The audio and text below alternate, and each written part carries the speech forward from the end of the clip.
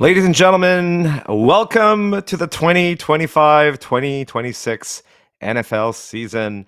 I'm Joe Pepe Manueli. I'm back with Pepe's Parlay, starting us off in week one, a very exciting week one, I might add. For those of you who know me, I'm a huge Dolphins fan. I'm giving you a little hint of the team that I kind of like as my dark horse for this year. I'm a big Jane Daniels fans, but more on that later. Um, we're going to have some fun this year. One of the things I'm going to set the tone on right off the top. We'll consistently do this show Thursdays at 2 Pacific, a couple hours before the Thursday night football game. This week, we have a Friday game in Brazil between the Chargers and the Chiefs. Not a fan of those trips at all, by the way. Then we have our regular slate of Saturday early games, late games, Sunday night football, which is probably the game of the week, and then our Monday night football game. I'll talk a little bit about all of those. Before we get started, I thought what I'd do this year is betting at the beginning of an NFL season is always difficult. There's been a lot of changes, a lot of trades, a lot of contract disputes. Not so many injuries, that should surprise you here and there. There's guys that are, you know, listed as questionable, but most of the regulars are ready to go week one. But the thing to watch for, honestly, is how does losing a Mika Parsons affect the Dallas Cowboys? How do the rookie quarterbacks like Cam Ward in Tennessee perform? So I've got a couple of theses and a couple of theories, I should say, on how that's going to play out. I thought I'd start off the show since it's the first one, and I'll probably carry this on. I'm going to go through the power rankings now. The NFL power rankings that obviously get adjusted every week. College football does it as well, pretty regularly. Gives you an idea of who's trending up, who's trending down. So I thought it'd be a pretty good baseline to start the NFL season. I'm not going to go through every team. I highlighted a few that I'll be targeting and watching on this week one betting slate, and I'll be sharing that with you. The format of the show, go through the power rankings. I'll go through my picks. I will do strictly teasers and parlays. Games like today, isolated games, I prefer teasing games versus doing a two-team parlay. You can certainly do that. I obviously bet individual games as well. I'll maybe highlight the ones that I like, but this is a fun thing to do. Bet with your own, risks and bet what you're comfortable losing, as long as it's fun and entertaining. I will refer to every bet as a single unit. A unit could be $1, $10, $100, whatever it happens to be. It happens to be $100 for myself and for Bernsey, who bets along with me. And we will be tracking our bets throughout the season. So we'll see how we do at the end of the year. And if you are happy with the bets and if you listen to my picks and you make some money and you want to, hit that tip button and say thank you, whatever tip money we get, I will be donating to a charity of my choice, which I'll list, down the road. So hopefully we all make a lot of money. We can have a charity that benefits from this. But the main goal here is to have fun, have a discussion, and finally enjoy some football. So let me start off. I'll start off by sharing my screen. These are a list of the top teams right now in the power rankings. Should be no surprise to anyone that the number one team, seeded team, is the Philadelphia Eagles. 14-3 Super Bowl champions. Obviously, everyone knows how dominant Barkley was last year. Should have been a bigger consideration for MVP, in my humble opinion. But I'm not going to talk about the Eagles right away. We'll talk about that on the Thursday night football game. I'm highlighting the Baltimore Ravens. This is a team. This is like the do it here and now. An incredible defense. If you're going to basically look at the AFC and say, who do you like better? Do you like the Ravens or the Bills better? I know that Josh Allen is an incredible player. I know that he's so strong. It doesn't really matter who his cast seems to be. That's going to catch up to you. Their defense is solid, obviously. I just feel like Lamar Jackson has a better entourage around him. And I really do like the Ravens at the number 2 slot, number 1 in the AFC. And I think they're going to have a very, very strong showing, could very possibly make it to the Super Bowl. I'm not making my Super Bowl picks just yet. I want to see some games. Then I've highlighted the Denver Broncos. One of the things about the Broncos, everyone's talking about Bo Nix, and there's no doubt that Bo Nix has done really, really well. Classic pocket quarterback, tall guy, can run with the ball as well.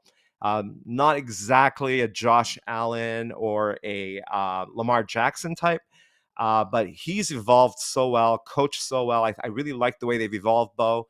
And that defense is legit, right? So again, top five defense, another strong reason. Uh, Going down to 11 and 12, these are two teams that I want you to keep a super, super close eye on. I am extremely, extremely bullish on the Washington Commanders. I appreciate the fact that Daniels was exceptional, and he was really, really great.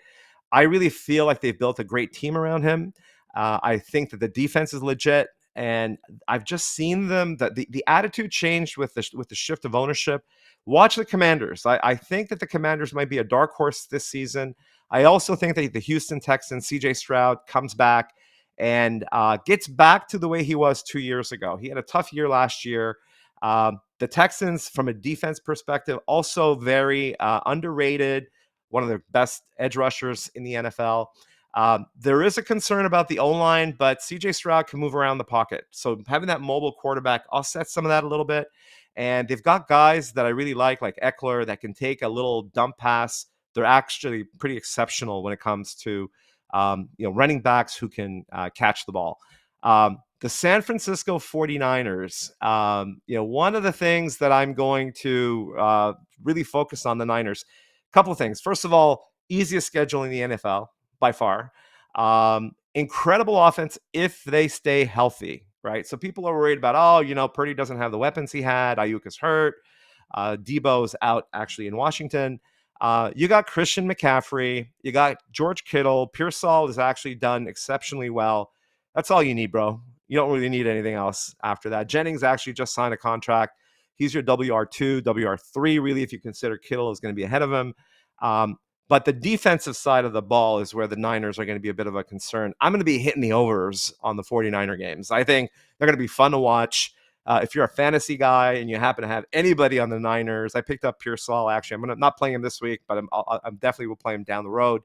Love, love, love the offensive juggernaut that the Niners are. And you combine that with a weak defense, as long as they stay healthy, they're going to put a lot of points up. So let's keep going down this list. I'm going to go focus right down at the bottom of the list. And this is really important from a betting perspective. And I want to spend a little bit about time on that. Pete, what's going on, dude? Thanks for the shout out. Welcome to the show. Let's go focus on the bottom. One of the things we don't know this early in the season is which one of the middle of the pack teams are going to rise up, which ones are going to stay there, maybe degrade a little bit. What we do know is the New Orleans Saints, the Tennessee Titans, um, and the Carolina Panthers, and I'm going to throw the Browns in there as well. They all fucking suck. They're really, really bad. And so if you're going to fade anybody early in the season, this is actually good advice for survivor pools as well. If you're actually looking to joining any survivor pools, by the way, we have one at No Filter. It's free to enter. I'm going to post that in my Twitter link. But anybody can join, and we're going to be giving away a bunch of No Filter cool swag like this hat, shirts, all this good stuff that Tara and Eric Burns' wife has been in charge of our swag department. Really, really sweet stuff. But the Browns are bad. Flacco is your quarterback, but Flacco is not even the worst part of your problem. The Saints. Rattler's your quarterback, really? Like that, they've never really recovered from Carr. The defense is horrible. Love, love, love fading the Saints and betting heavy on anyone who plays these guys. Tennessee Titans, look, Cam Ward is the next, heir apparent, the next big quarterback sensation.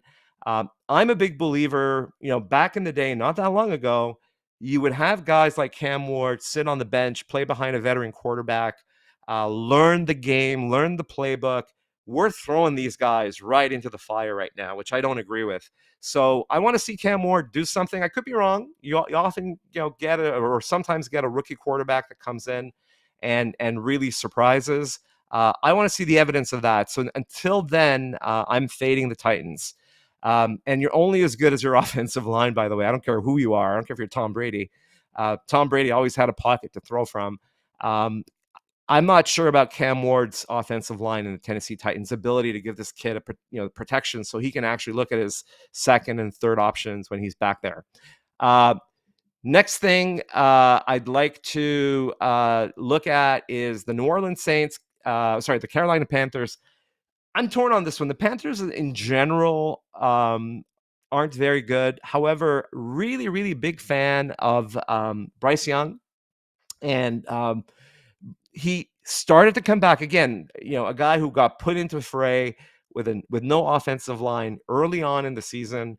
In his rookie year, late last year, he started to get into a groove, and really, really loved what I saw from Bryce.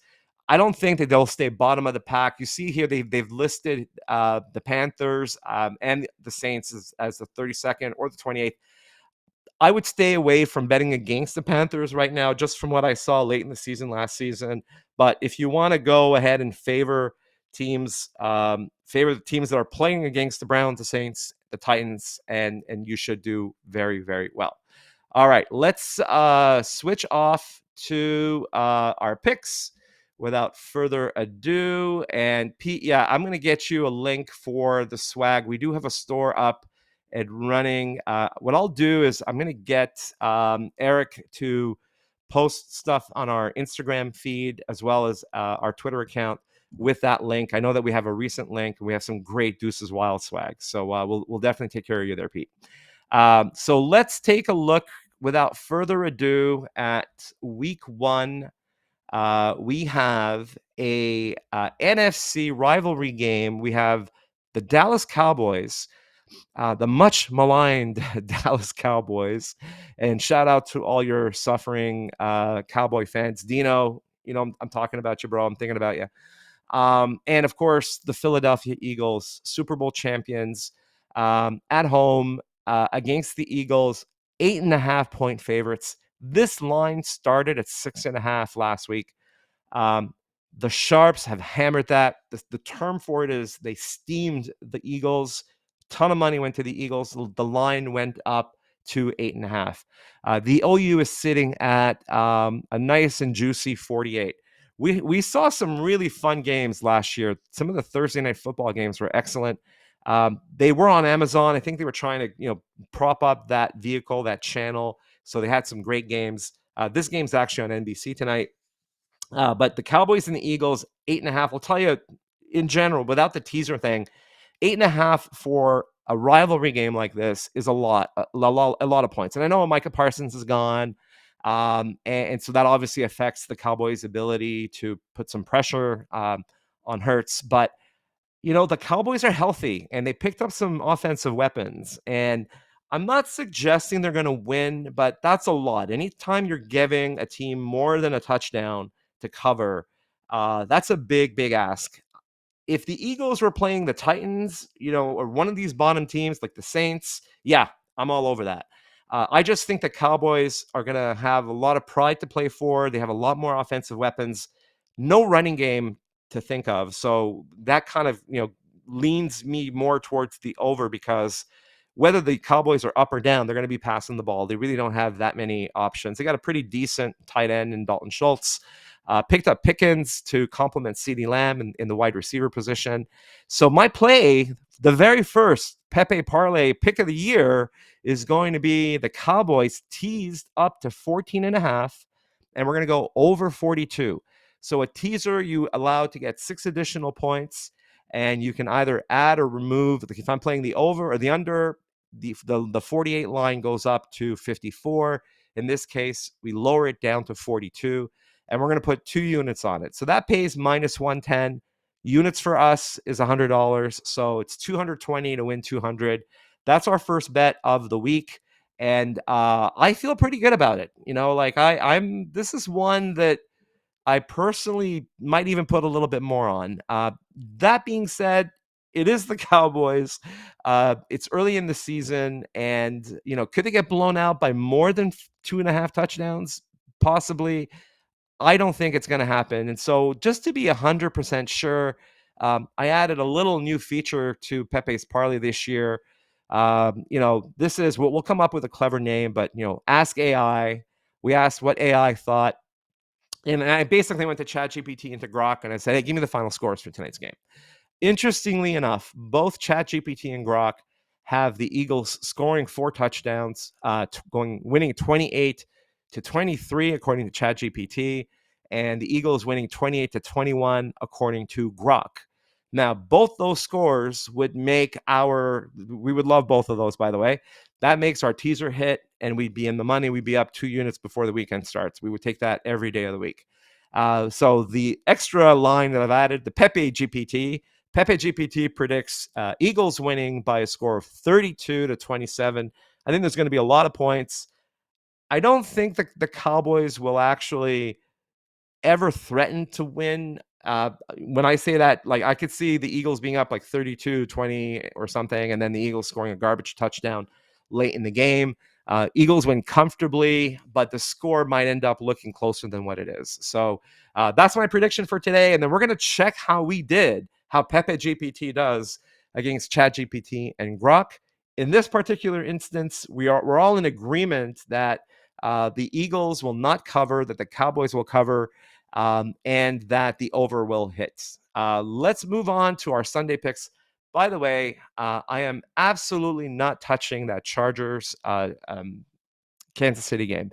You got two teams who haven't really played much in preseason. I think Mahomes saw 2 or 3 snaps, played a little bit more actually in the last game, maybe had more than 3 snaps. But you have two teams like Herbert, like these guys did not play a lot, and they hop on with a brand new team, have to fly all the way to Brazil. And I've been to Brazil, and I could tell you, it's a long freaking trip. It's a 12, 13, 14-hour trip. It's going to be hot as Hades. You're out of your element. You're not practicing in your regular practice facilities. You have a lot of media distractions. I'm just not touching it. I don't like it.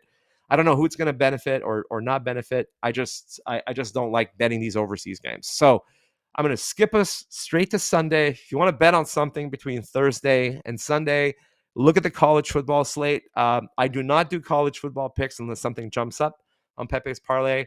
Last week was great. That Notre Dame University of Miami game was awesome. Watch U of M is my advice to you, and watch for teams like Notre Dame, but the teams that lost to come back strong. Alabama, teams that should have won, and on Notre Dame. I love both those teams just in general, without even going too deep in the analysis of who they're playing. They're going to come back strong. But let's go to Sunday. So early slate on Sunday, my Miami Dolphins are playing against the Colts. Interestingly enough, the Fins are +1.5 on the road, which basically means it's a pick'em game. Everybody's healthy on the offensive side for Miami, with the exception of our backup running back, Jalen Wright. But everybody else is healthy. So, Tua's healthy, Cheetah's healthy, Waddle is healthy. I'm expecting Waddle to have a big comeback year. We've kind of done some weird things on the tight end side, but I don't think it matters. We have Achane, who's carrying the ball for us as our RB1, one of the top 3 running backs in fantasy football, who happens to be in my no filter fantasy football team. I think that the Dolphins win this one relatively easily, probably by 5-6 points. I was a little bit surprised it was only that they're actually dogs. So love the Fins, and I'll probably be betting that one as an individual game as well. The Bucks are playing against the Falcons. Now, in this matchup, I love Penix. We saw him at the end of the year, but really late in the year. Like, he had a couple of games, and that's about it. They're playing against a really, really solid Bucks team. Like, when I think of Tampa Bay, I think of Mayfield. I don't. They're not this elite team. They're not like a Buffalo Bills, Ravens, KC Eagles. They're not there yet, but they're just on the edge. They're just on the door knocking. And I just feel like a mature, solid team like the Bucks, playing against the Falcons, who have a lot of amazing young players.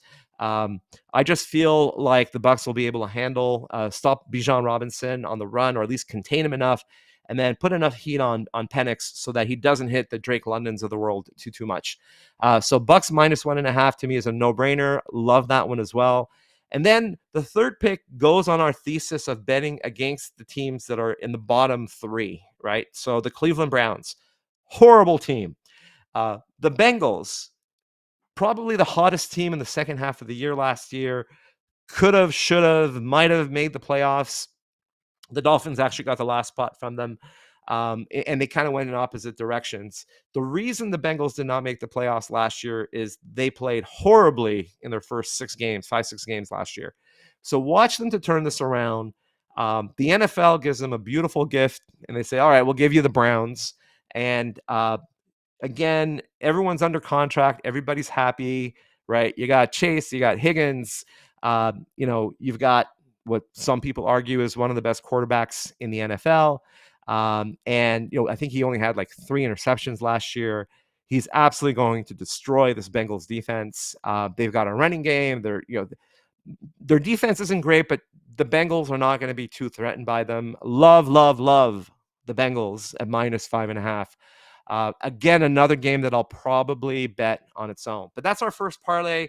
To give you an idea, $100 will pay $600 if you hit all three. If you miss one, you lose your $100, right? So we're putting 1 unit on this particular parlay, and we'll summarize that in a second. Let's go to our late picks.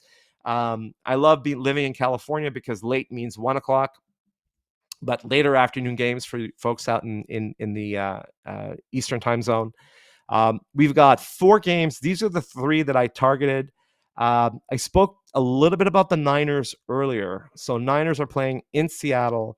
I'm going to go target the over on this one, over 43.5. Again, based on the same thesis that you've got a Niners team that's healthy, CMC's healthy, Kittle's healthy, Pearsall played great and showed real chemistry with Purdy. They've got a fabulous running game, actually. Beyond CMC, they picked up Brian Robinson from Washington. This guy is a number 1 running back in at least 2/3 in the NFL. He's your backup RB. He's the guy that's going to hammer it in for some short yardage touchdowns when they're down in the red zone. Love that acquisition for the Niners. A lot of question marks on that defense. Again, you got, Bosa's healthy, and can he put some pressure? Yes, he can. But it's that secondary that I'm worried about. The Seahawks can run the ball, and they will run the ball. So they've got a couple of great backs. I think there's going to be a lot of points in this game. I think the Niners are going to cover, but I want to see how they play on the road with this defense. So before I back the Niners to win or to cover, we're going to play the over based on my thesis.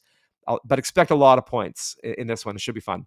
Then we go to Denver, and going back, we talked about how bad the Titans are, and they're playing against the Denver Broncos, arguably one of the best, certainly a top 3 defense in the NFL. And so welcome to the NFL, Cam Ward. You get to face, a top defense on the road in Mile High, where it takes at least 3 days for your breath to get acclimated. I lived in Denver for a year. The weather's very, very dry. And again, these guys are pros. I'm sure they're going to be ready for all that stuff. However, they're going to be, Kent Ward will be ready for the weather in the thin air, but he's not going to be ready for all the freaking orange jerseys he's going to be seeing in his face. So I expect the Broncos to absolutely trounce Cam Ward and the Titans. This is like a 30-3 game. Love Bo Nix as well. I'm a big fan of Bo Nix. And Bo gets a fairly easy matchup to start off this season. Broncos to cover easily but 8.5 is tough because it's more than a touchdown, but this is going to be a blowout. No ifs, ands, or buts. We're going to be seeing backup quarterbacks by the fourth quarter for the Broncos. And then finally, one of the teams that I'm super high on is the Houston Texans. So I think the Texans are a top 3D, mostly because of their pass rushing. They're going to put a ton of pressure on the quarterback, on Matthew Stafford. Even though they're playing in LA, this is my upset of the week. This is Houston going into LA, and this is the beginning of the resurgence of CJ Stroud. I think CJ Stroud comes back huge, comeback player of the year. I'm calling it right now. Always love the guy. The concerns are on the offensive line side of the house, which I completely understand. That being said, I think he's mobile enough to get around it. They've got other weapons that they can spread the ball around. And then that defense is going to keep him in games. So love the Texans here. If you want to take the points to be super certain, great. By taking the Texans at money line, which I think pays about plus 130, your $100 bet will pay closer to 750. The safer bet is to take the points with the Texans, which I think is minus 3.5. Last I checked. But I'm going to risk it, and I'm going to measure success based on Texans actually winning outright and get a little extra juice on that one. Then we go to the game of the week. The game of the week. I'm talking about Sunday Night Football, the Buffalo Bills and Burnsy's favorite team versus the Baltimore Ravens. One of these two teams is going to make it to the Super Bowl. I don't think KC is going to get back. The whole Rashee Rice thing is going to hurt them a little bit.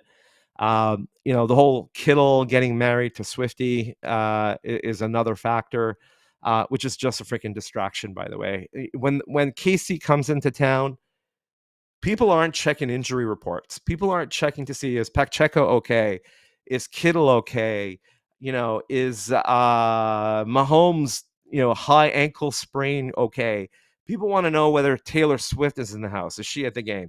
What a fucking distraction. So I'm fading KC because of the whole engagement and the wedding and I'm also predicting that Taylor is going to play in the Super Bowl halftime show.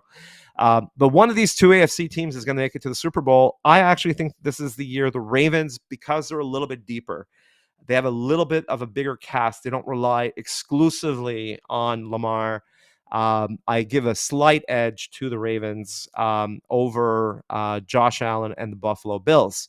And that being said, the first game, the Bills are 1.5-point favorites. I'm going to tease this one. So I'm being given 1.5 points. I'm going to take another 6. I'm going to go Ravens plus 7.5. Regardless of who you think wins this game, I don't see the Ravens or the Bills winning by more than a touchdown. So if the Bills win by 3, Burnsy's happy. But we're happy too because we hit that, that number, that 7.5. And then on the over, Sunday Night Football, Josh Allen, the boys are going to put on a show, right? So both teams have really good defenses, but these are the two MVP finalists from last year, probably will be the two from this year. I expect some points here. So we're going to play 2 units on the over. So 220 to win 200. Ravens plus 7.5, over 44.5 in a teaser on this one. Burnsy, I know you're going to be upset by that, but it is what it is. Let's go to Monday Night Football now. This is another interesting game. Another rookie quarterback. The hype. Oh, I forgot to change the logos. Actually, apologies for that. I'll change that for the next game. The helmets are wrong, but if you look at the script, it's right. Monday Night Football. The Minnesota Vikings and JJ McCarthy play in Chicago against the Bears. And a much improved Caleb Williams, a much improved offensive line. Really, really difficult here to say, like, is Williams going to have a good year, a great year? He's definitely improving, right? So these rookie quarterbacks, you got to give him the reps. You got to give him the time. So Williams has seen his share of defensive linemen and edge rushers in his face and handles the pressure, now exceptionally well, can scramble out of the pocket. JJ McCarthy hasn't played a single snap in the NFL. So I'm going to go with the Bears on this one in another teaser, only because I want to see some evidence. I just want to see some proof. If this guy is really the second coming of Tom Brady, great. Show me. Even Tom Brady took a couple of years before he became great. And then on the Bears side, they're really trying hard to build an offensive line around Williams and Caleb. I really see them taking a step forward. They go from bad to mid this year, but they should have enough to keep this one close. And again, I'm getting more than a touchdown when I go Bears plus 7.5 and under 49.5, just because I expect the defenses to play well. And I expect quite a bit of you know, turnovers and field goals, not being able to punch the ball into the end zone at the end. So let's summarize week one of Pepe's parlay. We have, just in general, like the general theme for this week, and we're getting our feet wet, right? We're not jumping in head first into the pool.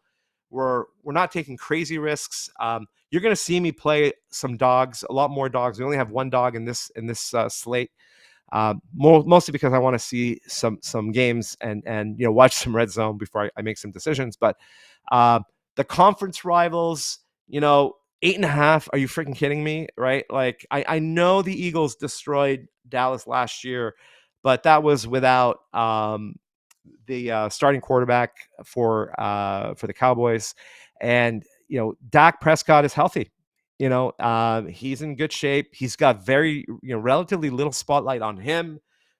The Cowboys were actually relatively quiet until they screwed up the Micah Parsons thing. But that being said, the team is ready. They picked up some extra offensive weapons. You're going to see some high scoring games with these guys this year. And I just think the Cowboys keep it close.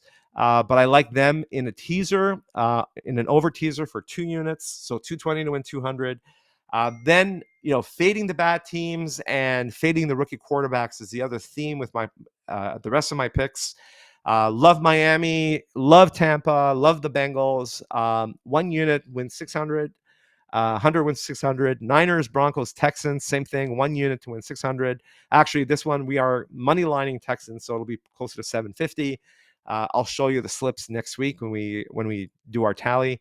And then we have the Ravens in Sunday Night Football in an over in a teaser, 2 units there, and Bears under 2 more units in Monday Night Football. That's a total of 8 units that we're putting in play. And yeah, let's see how we do. But we're off to the races, and it's basically time for us to put on that red zone, pop open that beer, and enjoy some football this Sunday. So lots to watch.